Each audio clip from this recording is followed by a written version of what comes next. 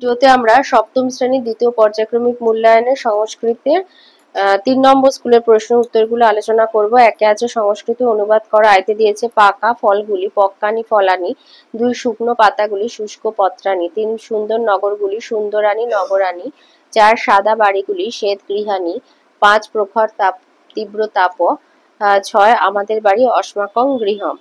২ দিয়েছে সর্বনাম পদ কাকে বলে? সংস্কৃত ভাষায় সর্বনাম পদের উদাহরণ দাও।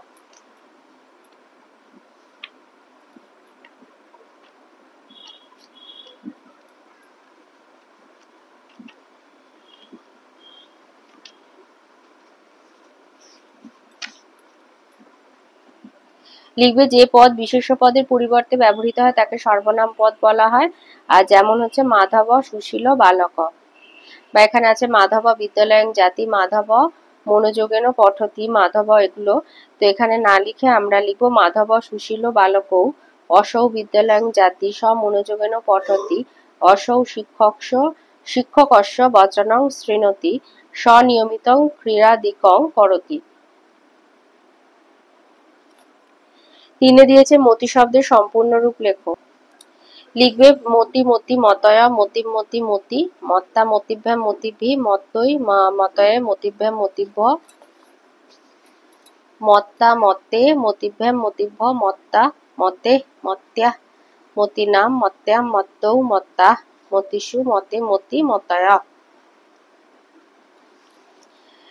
৪ দিয়েছে গম ধাতুর লটের সম্পূর্ণ রূপটি লেখো।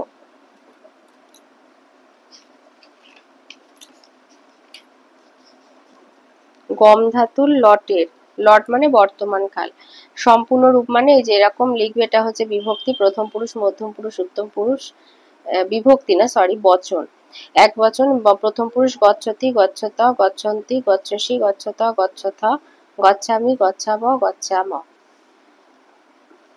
৫ দিয়েছে সর্বনাম পদগুলি খুঁজে নিয়ে লেখো। আইতে হবে অয়ম, ২ হবে স, ৩ হবে তস্য, ৪ হবে তস্য, ৫ তস্যা। ৬ দিয়েছে দেবনাগরী হরফের সংখ্যাগুলোকে লিখতে হবে। এই যে সংস্কৃতের এই হচ্ছে ১ আর এই ২, এখানে সবই মোটামুটি ১ আর ২ দিয়ে লেখা, তো এইভাবে লিখে দেবে।